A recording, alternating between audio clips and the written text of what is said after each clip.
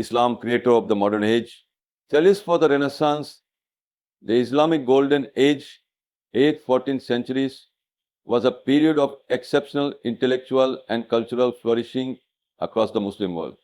Key developments in science, literature, and philosophy created a body of knowledge that later contributed to the Renaissance. Scholars from Europe translated Arabic texts into Latin, thus accessing ideas that transformed European thought and laid foundations for modern science and humanism. Promotion of knowledge, Islam places high importance on learning with numerous hadiths and Quranic verses encouraging the pursuit of knowledge. This motivation led to the establishment of institutions like Al-Qarawiyyin in Morocco and Azhar in Egypt, two of the world's oldest universities. Muslim scholars made pioneering contributions, particularly in Baghdad, Cairo, and Cordoba, which became intellectual centers, promoting knowledge for its own sake. Advances in science and medicine, Muslim scientists were among the first to apply empirical methods in scientific study. Figures like Al-Khwarizmi, who developed algebra, al-Haytham, who advanced optics, and Avicenna, Ibn Sina, a key figure in medicine, created methods and discoveries foundational to modern science. Their books, translated into European languages, became standard texts in European universities, shaping the development of modern science.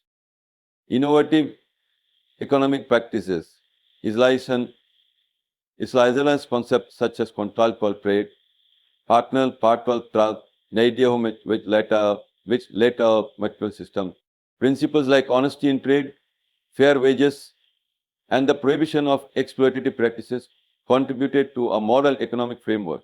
This laid a basis for global trade practices and ethical finance principles seen in today's world.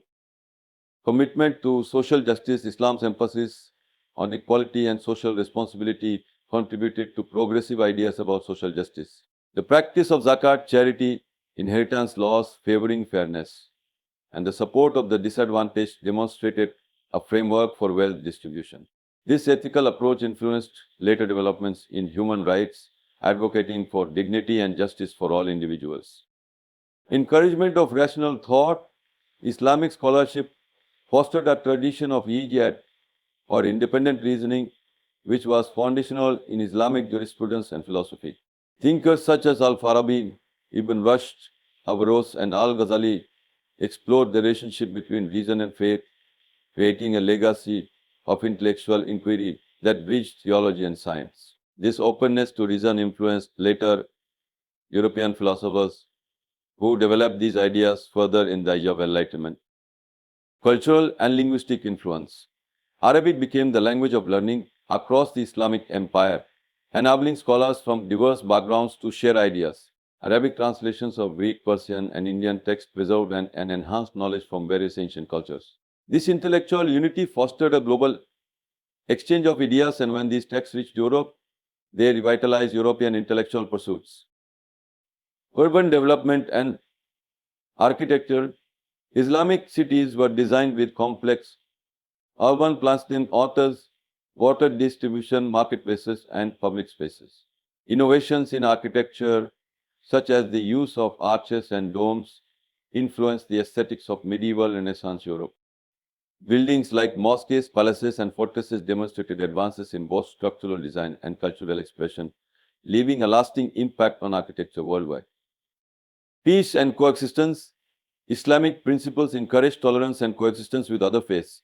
The social frameworks in many Islamic empires protected the rights of non-Muslim communities, allowing them religious autonomy in exchange for a tax. This system allowed multiple cultures and religions to coexist and contributed to multiculturalism, a concept central to modern pluralistic societies. Vision for modern Islamic engagement. The book advocates for Muslims to engage actively with modernity, taking inspiration from their historical achievements and blending them with contemporary values. The author believes that Muslims can lead in fields like science, ethics, and governance by revisiting Islamic teachings that promote innovation, adaptability, and engagement with the broader world. Islam, creator of the modern age, argues that Islamic civilization played a foundational role in creating many values and institutions that are central to the modern world, from scientific inquiry to social justice. The book highlights the potential for a harmonious balance between Islamic principles and modernity, suggesting that Muslims today can draw inspiration from their history to navigate contemporary challenges. Rather than viewing modernity as a challenge to their faith, Muslims can see it as an opportunity to carry forward a tradition of learning, ethical and intellectual advancement that was integral to early Islamic civilization. Through this lens, the book suggests that Islam is not only compatible with modernity but can also be a key contributor to its progress.